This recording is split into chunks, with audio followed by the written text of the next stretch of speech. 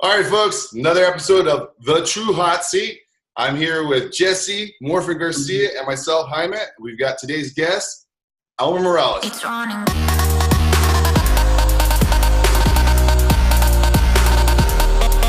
How's it going, Elmer?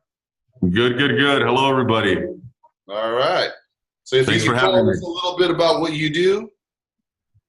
So it's a real estate show. So I sell real estate. I run a pretty big team out of San Dimas, California, for anybody out of state. Main focus is online business. It's something that I've been doing for 5-6 years now, and just streamlining the online business for the consumer and for the real estate agent and for the agents on the team as well. Super cool. So you talked about streamlining. Are you mostly important on providing the service to the client, or streamlining the process for your team and business? Well, our focus initially was to improve the service for the consumer. As you guys know, the internet kind of took off for real estate late 2010, 11, and 12. And we just really didn't have any real estate agents servicing that community. So now it's expanded to what it is, and it's something that's not going to go away. Definitely, the internet's here to stay. It's affected our business. So we were just at the very beginning, we were trying to figure out ways to improve the customer experience when clicking on a Zillow or a Trulia or a Redfin, and making sure there was actually a real estate agent there to reach out and, contact them. Awesome. Right. How much of your business is internet based? So out of all your closings, what's the percentage on that? We're probably at about 60% of our business comes from some sort of internet referral business, whether it be Zillow, Facebook. I'm putting all that into the same pool there. So it's over 50% of my business. Wow, that's pretty awesome. Now, it Yeah. sounds like you were pretty much an early adopter of this technology. You kind of already saw or had a foresight of where this is going. Yeah. You talk to other agents, and you just see them like crawling slowly towards this. I mean, what is your reaction to that? I mean, how do you like, does you feel like you need to kick him in the rear end? Like, hey, you got to jump on this, or you're like, hey, you know what? More for me. The less you get on, the better for me. It's funny you asked that, because back in 2012, I remember when I was first getting into the internet leads, everybody used to think I was crazy, spending money on Zillow. I mean, they still think I'm crazy today, but that's fine. I'll take the title. But it'd be really, really foolish of anybody in the real estate industry to think that the internet is going away, or that the internet hasn't affected the way we do business, or that the internet, is going to somehow affect, how many real estate agents are going to be in the real estate community for the next 10 years. So if you're not adapting, or if you're not making the changes that need to be made to be around in 10 years, then you'll be eliminated. Just like, the travel agent was eliminated, right? They just did some of the good ones adjusted, and the good ones and the bad ones just disappeared. So I think it won't be that impactful in real estate business, but we'll have some sort of effect for sure. Okay, Elmer. So here's the deal, right? So you're the early adapter. You came in on Zillow. You got in, right? So Yeah. How do you feel that that company is going now behind your back and doing offers? I mean, are they upselling you, or are you still seeing the benefit of being associated with these companies that are going consumer direct now? Well, I think, it was something that was bound to happen, right? Like, this is not news to me. I mean, the big thing is, Zillow's, going out buying properties, but no one talks about Open Door. Open Door has raised billions and billions of dollars to purchase properties and literally not have an agent participate in any of that activity. So Zillow, 65% of internet traffic goes through Zillow. If I'm the CEO, Spencer, Zillow, then I'm trying to figure out a way to do a little bit of what Open Door is doing as well. So, at the end of the day, it doesn't matter. Whether I decide to steer away from Zillow, you decide to steer away from Zillow, or, a whole bunch of us do. Zillow's still going to do what they're going to do.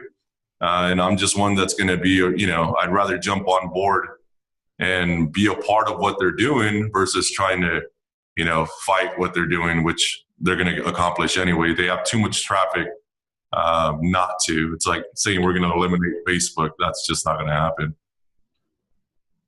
So instead of just fighting it, you're just using it as a tool and adapting. Yeah, I'm not, not putting all my eggs in one basket. It's just one avenue. Jesse knows this. You got to have good realtors, good teams are going to have 6 to 7 to 8 sometimes pillars of business that are generating leads and bringing income in. I'm doing an open house on Sunday. It's not like it's just not the only, avenue or stream of business that I have coming in. So, it works for some people. It doesn't work for others. But fortunately for me, it worked, and I'm going to stick it out. It doesn't mean I don't make adjustments. I've gone from spending $23,000 with Zillow to where now we're, almost at half of that. So, a year? No, wait. That was a month, right? A month, yeah. Ouch. Okay. Yeah, we were at one point we were at like over $23,000 a month spend, but the return on that was fantastic. Now the adjustments that they've made, and this is coming from the bigger agents up top. They're just having difficulties with all the changes that they've made and the quality of leads. So, again, just make adjustments, and you move in, you move out when you need to. And it's funny. Do you mind if I chime in on that really quick? Because early adapter, Elmer, and this is something that a lot of people don't know. I literally built the team, or a lot of the agents that were, with the company. What I did is I formed a mega team. So with us, we weren't spending the money on Zillow, but we were considered that mega team under one umbrella. And this was before Zillow even adapted. We used to get between $7,000 to $10,000 worth of leads because we owned about maybe 7 or 8% of our marketplace in the Inland Empire. So at that time, dude, we didn't have to put the money up because we owned the leads. Well, long story short, that lasted about a year and a half that they ended up seeing that I wasn't spending the money and that I was getting X amount of leads, and they cut me off. So These are the kind of things where, Zillow, it is your listing, but they're not advertising yourself as the listing agent unless you, take your own listing back. So you have to, prove that you want your advertising, which, that was absurd to me. And that's how we're no longer associated with them. So crazy. Yeah. And again, a lot of changes have taken place. I still think Zillow's coming in with more changes. If you look at what the internet's turned into as far as leads and lead generation, I think Zillow will eventually eliminate the upfront costs to agents. We're no longer going to have to pay for the leads up front, but we will be paying a 25 to 35 and maybe even a 45% split on listings. I can see that coming sooner than later. I wonder how agents would adjust to that or like that, knowing that's a pretty good chunk of change, but yet it's a cleaner lead. Yeah. I mean, it's a guaranteed paycheck. So it's like, what, And as a business owner, as an entrepreneur, I mean, look at it. everyone right now is talking about like the 100% companies, Yeah. and what value are they bringing. Well, that's cool. Go out and get the 100%. But when you talk about like a business owner and you start thinking in that mindset, 15% is supposed to cover your overhead and cost.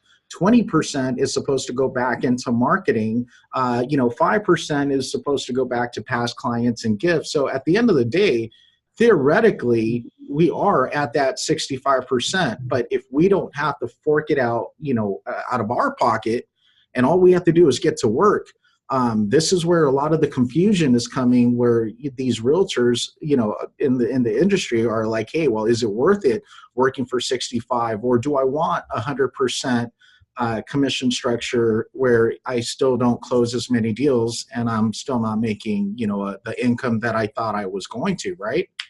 Yeah. Yeah. And again, at the end of the day, it just comes down to, are you willing to do it or are you not? And is it for you or is it not? So you're going to find people that are going to be willing to take pay out a referral fee, 25, 35%. I mean, that's what we're paying when we get a referral anyway, Jesse. If I send you a referral right now for a listing, I'm probably going to want 30%. So, and you're not going to say no to that. So, it's just where the business is going. Commissions are going to go up, right? With the market slowing down, it's, right now we're getting paid 2% on buyer sites. That's going to start going up to 2.5%, 3%. So we're going to be making more money there. But everybody always just wants to talk about the negative spin on everything versus, what it's really, really going to do in the long run if you stay consistent and persistent with it. Now, out of that, the $23,000 that you were spending that was allocated to Zillow, are you still spending that monthly and put it somewhere else, or did you just completely cut it down? Well, completely cut it out because the mistake that I made early on is I wasn't tracking the numbers and wasn't necessarily tracking the expenses like I should be. So once you finally sat down and we started figuring out what costs really were and what our conversion rate was, we quickly found out that we were letting a lot of leads fall through the cracks. We just didn't have the manpower to handle that much. So I scaled it back and then slowly increased it. But in the meantime, changes were happening within Zillow, and it just didn't make any sense to continue to increase it. So it's just where we're at right now. It doesn't mean I might not go up. Doesn't mean I might not go down. It's just, this is where we fit right now. This is where we need to be. This is the right formula for us now. Awesome. How do you feel right now with this whole talk about the whole shift going on? As most of you guys all know, I do videos and social media marketing, and I just got done editing a video for Mr. Randall Lewis of Lewis Homes and Company, or Lewis. Oh, yeah. Yeah. And his prediction was interesting, was that he said, it's going to be a great year for the first 6 months.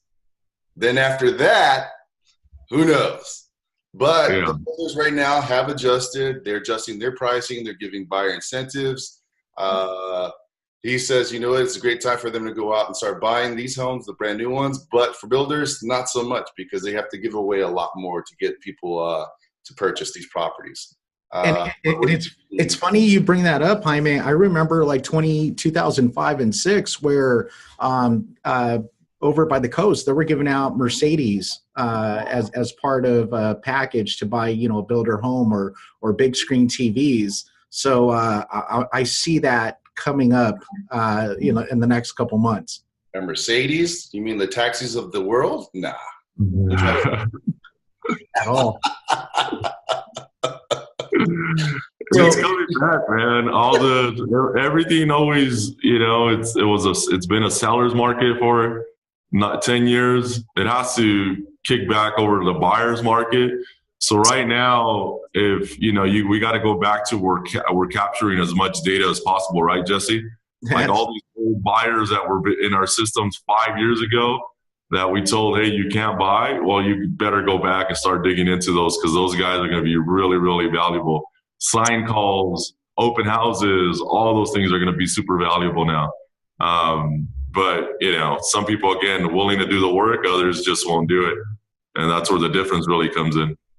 What's for those guys that are listening I want you guys to pay attention to, especially when it comes to online listings. Online leads.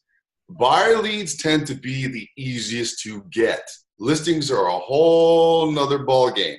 I remember when I Yeah. used to be a listing agent, I used to go into the bullpen and I'd literally hand out leads for buyers and just hand them out like they were candy because I didn't want them.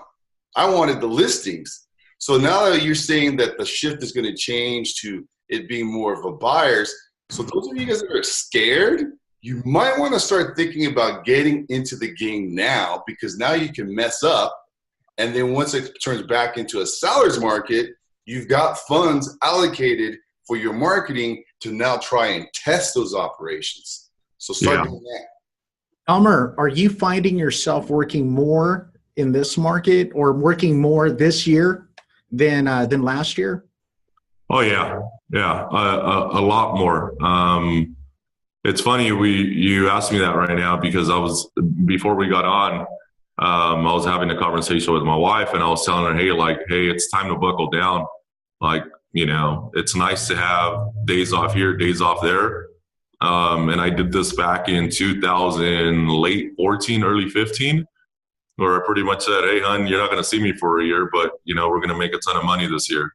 So same thing here without the ton of money, though. We're going to have to do 3 times the amount of work and probably make the same amount of money. But it's the way that it's going to be. Here's a gut check, though. Here's a gut check, Elmer. Why would we be working more if we have systems in place now? Well, I think it's just part of the process. There's going to be, like what Hyman said, there's going to be a time in the market where we do see changes and maybe sales aren't at the place where we need them to be. So you're having to make that extra phone call. You're having to send out that extra text message. You're having to show those extra 2-3 homes just to make sure that the buyers are making the right decision, right? So that's what I think. It's not necessarily hard, difficult work. It's doing the extra little things that maybe we're not accustomed to or just didn't do because we had a ton of maybe buyer leads and seller leads that were coming through the door. And I think the quality of buyers and sellers right now, it's going to maybe dwindle a little bit, if that makes any sense. You're going to have to dig a little bit deeper to get the good quality guys to come out that are really motivated to buy now versus, I'm just going to wait till rates move, or I'm going to wait, the people on the fence. So that's what I refer to. It's not necessarily No, and that makes perfect sense, Elmer, because I keep telling people, you guys know, like, emails are extinct, right? It's cool that, to just drip them, they get it, right? But I keep telling people, like, text messaging is also now the new email. Like, I send a text message, I get it. A new phone call too. Well, the phone died a long time ago. Yeah. Somebody calls me on my phone, man, I'm like, oh, why are you calling me? Is that my grandma calling? Like, yeah. One thing I've done that helps me too, and maybe you already did it too, Jesse. For those people listening, if you're not texting from your desktop or your laptop, you need to figure out a way to do that. So I don't sit and text off of my phone. I go to just an app, Android app off of my desktop, and all my text messages take place on my desktop. So I'm able to type, text, send things out much quicker than I would if I was on my phone doing it. You're right. I've been doing that since 2005. Yeah. They just gotten better. It's gotten better. The way they send them out and allow you to do things on there. So, Elmer, you brought up a great conversation right now. So you said, I sat down with the wife and I explained to her, hey, honey, I gotta, put the blinders on and I have to hit it hard for this next year. All right. Yeah. So I know that you just said that. Now, how many times have you said that in the last 5 years? Not enough. I think the last time where I felt like, I just had to capitalize on the market and felt like I could really make a big dent on the savings account. That was back in 2014, early 15. And that's really when really the team took off and the Zillow business took off. And I feel like this year it's a year of change. I feel a lot of realtors are going to drop off. I feel a lot of realtors are going to start moving companies and start making a whole bunch of changes that don't make any sense. And in the meantime, I want to sit in the trenches focused on, business, money-making activities versus all the stuff that just, feeds Facebook and Instagram. That's not what my focus is. I want to make money. So we're going to see less selfies of you in the public bathroom. Yeah, that's for sure. That's for sure. Maybe the late night ones will still appear every once in a while, but I'll make sure they're deleted in the mornings. There you go. Destroy that evidence. Yeah, man. But hey, it's time to work. That's, it's really, really time to work and cut out all the nonsense and, just go at it. Go after what you're looking for. Go after what you've always wanted and just get it done. No excuses. What time do you turn it off? What time do you turn off eHomes? When I'm going hard, like when I want to really focus and do things like I did in 14, 15, there was never an off. The challenge was obviously, making sure you spend enough time with the family, the wife, the kids. And I get that. And I'm all about balance, right? Like, you got to have a good balance so you can spend time with your kids, with the family. But at the end of the day, like, you got to make sacrifices. And if I got to sacrifice 1 year so I can have 10 good years with my kids, I'll trade that in every day of the week. And I believe that my kids would respect me if I told them, hey, you know what, I might have missed a couple of things back in 2019, but that's why in 2025 we're in Hawaii 3 times a year. So it just goes down to hard work and making sure you understand that the reason, your why, what you're doing, and and what the strategy is going to be, and what the exit is going to be. And then when you are with the kids, making sure it's all about them. How do you explain it to the kids right now? I don't know how old your babies are. My boys are older, so they're 19 and 21. They don't care to be around dad. But my 4-year-old, she doesn't really have a good grasp on dad being gone. Although she asks me every morning when I'm coming home, what time I'm coming home. But I don't miss any of her school events. I don't miss, I still get up early in the morning to make sure I get her ready for school, cook breakfast for her. I do all the little things that, dad's supposed to do. And then there's those moments where, I just have to stay and work harder and work longer and, just make sure I make it up to her when I have my time with her. Right on, man. So let's give us something about you that surprises people. I don't know. Shoot, that's a great question. I have no idea. Drum roll. No idea. Nothing. Everything. Everybody knows just about everything and anything about me. I'm a pretty simple guy. Really? Come on, there's got to be something. No, there isn't. No. Not like when you were like 12-ish, 13. Where were you at? 12 and 13? Yeah, where'd you live at? Well, everybody knows I'm from Baldwin Park. BP? BP on the map. I heard you and Morris used to hang out. Don't believe anything Jose Maris says. He's not from Baldwin Park. He's from Irwindale. He's from Irwindale. Oh, man. Irwindale. Elmer, what's a regret? What's a business regret that you have in the last 12 months? Oh, last 12 months? I thought you were going to give me my year for my lifetime. I had a good one. Oh, okay. All right. I want to hear the big one then. Yeah. My biggest regret in my business was not committing to my business sooner than I did. I didn't commit to my business till 2012, 2013. And I got in the business in 2001. And I wish I would have been, you know what? I wish I would have joined a team like Jesse's in '01 that would have been able to coach me into, a salesperson, would have molded me into, put some good habits, instill some good habits in me. And I had to figure it out all on my own.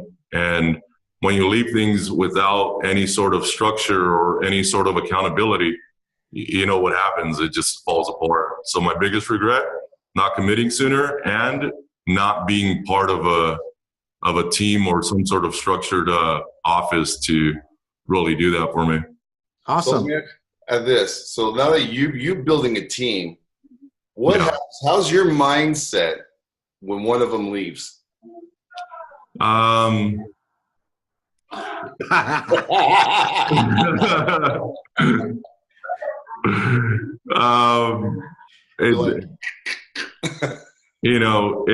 obviously it bothers me because I want to see everybody succeed, but at the end of the day, I'd be foolish to think that everybody fits here, or everybody can be saved, or everybody wants things as bad as I do. So you take it for what it is. Good blessings, and hopefully things work out and things go the way they would like them to. But I can't focus on the negative things that go on. You got to stay positive. You got to stay persistent and consistent. And hopefully consistent. Yeah. You said you didn't wake up until 2011. What woke you up? Being broke. That'll do it. That'll do it. Yeah, go be broke. Actually, 2008 is when I somewhat started waking up, but I lost everything. Oh, there's something people don't know about me, Jaime. In 2008, I literally lost everything. Foreclosures, cars, houses, everything. I remember sitting in a drive-thru at a McDonald's. I ordered a cheeseburger and a Coke. Obviously, my diet wasn't very good either, but I ordered a cheeseburger and a Coke. It was $1.98, and I didn't have $1.98 in my wallet, in my ashtray, on my debit card, nothing. I had to drive away. Saddest, some of the saddest moments, but it's true. People say for every person that usually is successful succeeds, their failures, are always right there, right behind them. So talking about your failures, I think a lot of times people have this tendency to think that when they see like an Elmer, they think this guy just came out the gate where he's at. They don't realize the trials and, the problems that you had to go through. No. And that's the thing. And I think it's Tony Robbins has a saying it's an amazing one. And I post it almost any chance I get to on Jose Mares' page. He says, people are rewarded in public for what they practice for years in private, right? And that's all the work behind the closed doors, all the, the role playing, the coaching, all that stuff that nobody sees. That's the stuff that, you're rewarded for in public down the road when you finally do figure out a way to make it onto a stage. Like I have. I don't know why they put me up there, but they put me up there. Hey, you're E-Homes, man. Everyone loves you. You're awesome. If you could help someone, what piece of advice do you give them in today's market to stay alive, to not have to revisit 2008? What advice do you give them? Number one, it's the same advice I've been giving for a few years now. Again, it's an online business. You got to have a CRM, and you have to have one platform that you work off of and you can collect data onto. And you just got to be consistent in your follow-up. Follow-up is key because right now it's really not that difficult, Jesse, to generate a lead, right? Throw $2 at Facebook, $1,000 at Zillow, at Redfin, at whatever. It's really the people that are going to kill it right now, or the people who have the ridiculous follow-up game where they're just, their CRM has just notes and reminders on every single one of their leads, and they're contacting people constantly. And when they finally raise their hand, they're that one person that they call. So your follow-up needs to be ridiculous right now, because a lot of these agents are really good at contacting someone once, but never twice, or 9 or 10 times. And that's really the difference between a Jesse and an Elmer, is we go 9, 10, 11, 12 times. My number is 18 now. It's 18 hits. It's 18 hits. Wow, that's good. To a meet. Yeah. It has to be up there. It has to be up there. And it's probably going to increase a little bit too, Jesse. Yep. So for those of you that are watching and want to figure out, what the secret's going to be, is just stay persistent and consistent with your follow-up. I like that. Persistent and consistent. Yeah. It is the follow-up, man. And definitely the follow-up. That's where the money's at, baby. Yeah, seriously. The money's in the follow-up. Everybody knows that. I know. Sometimes when I feel like I'm bugging people, and I'm like, man, am I really like, on this person?